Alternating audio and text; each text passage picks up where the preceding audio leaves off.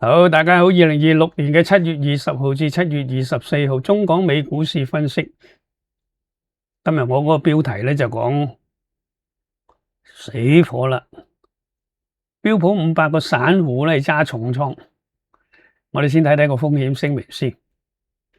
OK， 嗱，今日準備咗個內容咧，亦都分開做3個部分，睇睇第一個部分嗰個3大科網股嘅指數同埋2隻科網龍頭股嗰個比較。上個禮拜咧就已經比較過一次啦，咁啊由2025年4月7號至到而家最高咧就係費半指數咧就曾經係升過432.5%，韓國個 KOSPI 咧就升咗410.8%，兩個指數咧佢都係出現紅叉，周線咧亦都係有個烏雲蓋頂咁樣，係嘛？咁啊納指咧就係由4月7號到而家最高曾經升過183.9%，相對於呢兩個指數嚟講咧，都係爭一段好遠嘅距離咁樣啊，即係冇佢咁癲啦嚇。不過咧納指咧佢日線咧都係有個 RSI 有個紅叉嘅。咁啊兩隻個別嘅股票方面嚟講咧，就台積電咧4月7號至到而家咧就曾經升過356.8%啊。咁啊 Nvidia 咧就升咗273.1%。咁啊台積電日線雙頂有紅叉，咁啊 Nvidia 咧輝達咧就日線紅叉都完成咗個調整啊。好啦，我哋再睇睇咧，有啲技術性嘅一個指標咧，呢個係長期嘅，呢個係短期嘅滾動式嗰個短期。咁啊有咩變化咧？基本上咧就呢個禮拜咧同上個禮拜咧就變化不大嘅。咁只係睇得到咧就費半指數嗰個 slope 嘅 set 呢滾動式嗰個咧嗰個標準差咧2.43仍然係相當高啊。咁啊韓國指數咧 KOSPI 咧2.33個標準差，即係基本上咧係不相伯仲啦咁樣。納指咧就好啲啦，納指嗰個長期嗰個咧個 price set 咧係1.45個標準差，滾動式嗰個咧係回翻落去0.70個標準差咁樣。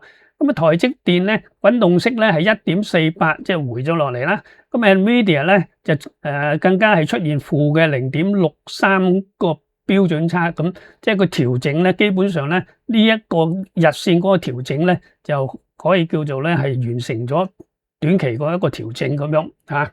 好啦，我再更新下咧上邊嗰3個指數喺呢一波入邊咧喺個高位嗰度回調咧，邊個跌得最多咁樣？費半指數咧就係星期五嚟計啦嚇。就係喺個最高位回調個低位比較咧，佢跌咗23.6%，即係已經係調整咗23.6%。韓國指數 KOSPI 咧就跌咗31.3%，呢個幅度相當大㗎，即係震落嚟個幅度相當大啦，差唔多咧又去到咧就係1/3嘅啦咁樣。咁啊，從嗰個日線圖方面咧，亦都係回調到去0.618嗰個位嗰度㗎啦。一陣間我哋睇圖咧再講講嚇。咁啊，納指咧就係只係跌咗7.13%。咁點解佢回得咁少咧？其實咧，又因為呢兩個指數升得咁多，即係400幾個 percent，納指升咗100幾個 percent 咁，所以回調咧亦都係相對嚟講咧係比較佢哋咧係低嘅嚇。呢個咧就係上面3個指數嘅一個比較，扼要嘅一個比較。目前咧，我認為咧係最關鍵啦，喺3個指數入邊咧，最關鍵嗰個納指個支持位咧，就喺短期嗰個支持位咧，喺24930咧呢個位咧，佢就不容跌破，不容跌破咧就唔好俾佢跌破啦。咁唔好俾佢跌破，唔係話佢要跌破嘅時候就跌破啦嚇。但係咧呢個位咧係一個關鍵嘅一個支持位，可能會影響到成個市場咧嗰個全面性嘅一個調整都未定嘅，一陣間睇圖咧再講講啊。呢一個第一個部分，好啦，咁講講第二個部分啦。第二個部分恒生指數同埋上證綜合指數，恒生指數個阻力咧就喺25192，呢個係0.618嗰個阻力位，依家仍然係有效啦。咁個支持位咧喺下邊個22510，上證綜合指數個阻力咧就喺3928，支持位喺3638。咁啊上證周線嗰度咧，就跌破咗佢嗰個追蹤式嘅止賺位咯。呢個追蹤式嘅止賺位咧，經過一個長時間咧，繼續咧就晾住咗，終於咧就喺呢個禮拜咧就跌破咗啦。咁跌破咗咧，調翻轉頭咧嚟講咧，亦都可以講話係呢個係一個沽貨嘅一個信號嚟嘅啊。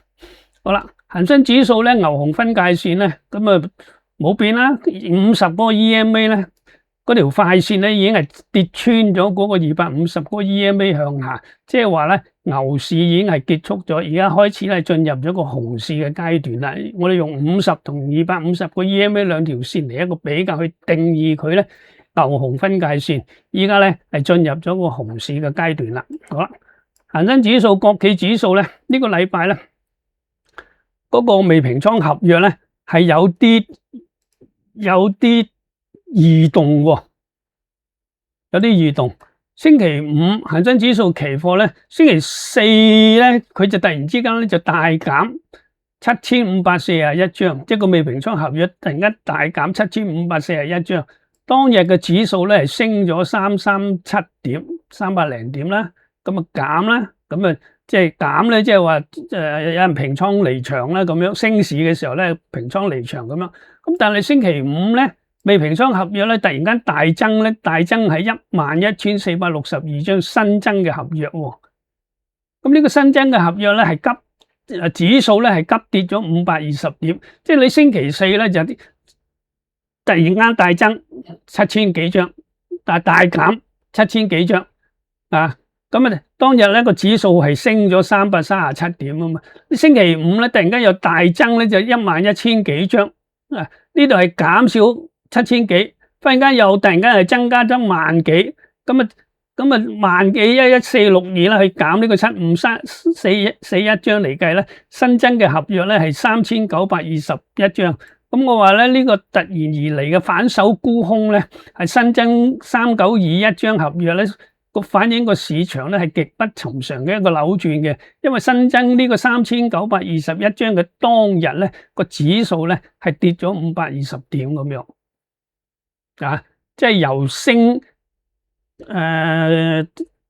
轉跌，響跌嘅過程入邊咧係。新增合約咧係增加咗3921張，呢個係額外增加嘅一個張數嚟嘅，所以咧我話佢咧呢個係一個唔尋常嘅一個扭轉嚟嘅吓。好啦，呢種情況咧喺國企指數入邊咧亦都係咁樣喎。喺周五咧新增咗14893張新合約，同樣咧對後市咧係不利嘅，因為咧整體性嚟講，星期五嗰個走勢咧個指數咧係急跌嘅吓，除此以外咧，國內嗰個滬深300個股指期貨咧，我哋跟蹤咗佢好耐，成日都唔喐咁樣啦。咁成日我都係咁樣講啦，話養兵千日咧就盡在今朝咁樣啦吓。咁啊呢個禮拜五咧，佢個數字咧由上個禮拜五嘅淨沽27626張，27626張合約咧係增加去到咧就32108張，32108張咧同呢個數字相比較嚟講咧，佢唔係增加得好多。咁但係咧呢個32000幾張咧係近呢一年以嚟咧從來都未人見過咧，就去到30000張樓上嘅，都係22000啊25000之間咁樣。忽然之間咧呢個禮拜五咧係增加去到32108張咁樣，呢個係一個新高嘅一個量數嚟嘅。咁即係講咧，後市咧下行試低嘅可能性咧係大嘅吓。咁所以咧就基金咧啲即係國內啲基金大佬咧就用嗰個滬深300個股指期貨咧，我嚟做套戥啦，係咪？即係好似我哋恒生指數期貨咁。如果你驚住個市咧係冧落去嘅時候咧，就沽期指 lock 住啲股票咁樣啦。佢同樣咧，佢係做咗呢個動作，就係新增加32000幾張沽個滬深300個股指期貨，咁去鎖定佢嗰個倉位咁樣。咁如果你唔係話對後市係有利淡睇法嘅話咧，你唔應該係新增淨沽單嘅。新增淨沽單嘅意思就反映咧，你對後市咧係有一個咧係與眾不同。點解與眾不同咧？因為過去成年以嚟咧，呢個張數咧從來都未人突破咗30000張樓上嘅。咁而家咧呢個禮拜咧，突然之間我睇落去，咦？點解都去到32000幾張嘅咧？咁樣，咁啊反映個市況咧，確實係有啲唔尋常。因為基金咧就多買啲保險啦，多買啲保險。好啦，美股三大指數，響三大指數入邊咧，標普500 CFTC 個倉位顯示咧，呢個禮拜二啊，7月14號禮拜二嘅數字嚟㗎，個散戶咧再度咧係揸重貨。再度揸重貨，因為過去咧，我話佢去到10萬張樓上嘅時候咧，你都要夾住佢咯，開始危險咯。呢個禮拜二咧，7月14號嗰日咧，數到佢個倉咧，就見到咧個正長倉咧係正長倉啊，即係揸重貨啦。咁正長倉係大增去到12萬張啊，唔係10萬張啊，係12萬張啊，12萬張咧呢個數字咧。今日會同大家講如何成為 TSCI 囧囧頻道嘅 Patreon 會員。第一步，留意 YouTube 影片下方，點擊顯示完整資訊，點擊加入 Patreon 會員嘅連結，進入 Patreon 嘅官方網站。繼續第二步，到訪 Patreon 嘅官方網站 TSCI 囧囧頻道嘅頁面。第三步，請按右上角嘅登錄繼續。如果你仲未成為 Patreon 嘅會員，請點擊頁面下面嘅註冊，並繼續第四步。如果你已經成為咗 Patreon 嘅會員，可以跳到第5步嘅登錄。嚟到第四步，要註冊成為會員，填寫你嘅姓名、電郵地址同埋創建你嘅密碼，然後按註冊。你亦都可以用 Google 註冊或者用 Facebook 註冊，只要點擊相關嘅按鈕就可以啦。第5步，相信大家已經成為咗 Patreon 嘅會員，填寫你嘅電子郵件及密碼，點擊登錄繼續。你亦都可以透過 Google、Apple Account 同埋 Facebook 登錄你嘅 Patreon 賬號。第6步，完成登錄之後，喺右上角嘅搜尋欄裏面搜尋 TSCI 囧囧頻道，點擊選項進入。第7步，選擇適合你嘅會員級別，我哋提供咗金或者銀會員級別，分別係40蚊美金同埋25蚊美金。點擊加入繼續。呢度要注意嘅係，金會員有專屬影片觀看，近設有 YouTube 直播嘅 PDF 檔案同埋聲音檔案下載，方便大家重溫精彩嘅內容。第8步，完成你嘅每月付款，填寫付款方式同埋確認你付款嘅金額。完成填寫之後，可以點擊確認或者更新並繼續。呢度要注意嘅係，英文版網站嘅 CVV 係銀行卡嘅安全碼，你可以喺銀行卡嘅背面揾到白底黑字嘅3位數字。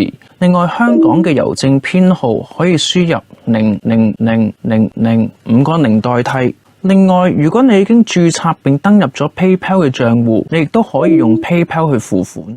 第9步，恭喜你已經成為咗我哋嘅 Patreon 會員，點擊進入 Get Started。我哋亦都歡迎閣下加入我哋嘅 Telegram 群組，按下廣播群組連結就可以收取陳老師嘅所有資訊發布。按下 Telegram 私信連結就可以提問，老師會盡量解答你嘅問題。完成啦，即可瀏覽會員專屬內容。金會員限定，除咗有專屬影片之外，仲有 PDF 檔案同埋聲音檔案下載。好，多謝晒。